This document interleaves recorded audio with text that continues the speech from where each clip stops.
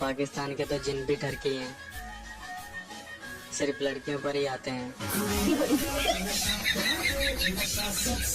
और पाकिस्तान के तो जिन भी डर के ही हैं, सिर्फ लड़कियों पर ही आते हैं। मुझसे जिंदगी खराब हो जाए तो भी चलेगा, पर मोबाइल खराब नहीं होना चाहिए। हिचकियाँ आ रही थी, सोचा वीडियो अपलोड कर दूं। आप लोग इंतजार कर रहे होंगे।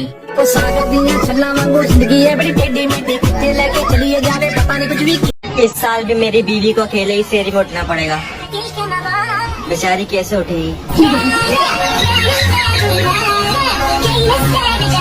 कल ईशा की नमाज के बाद इंशाल्लाह मेरा निकाह है, जो भी करना चाहती है आ जाओ।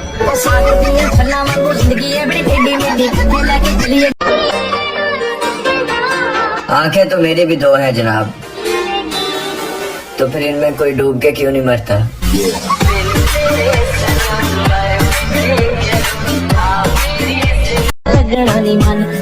और रमजान का चांद नजर आने के बाद अपने चांद से चांद रात तक दूर रहे हैं।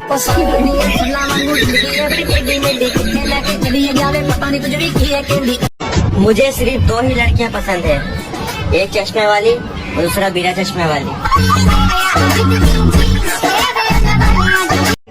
अपने अब्बा से कहो शराफत से मान जाए, वरना लैलतुल कदर तो आ ही रही है।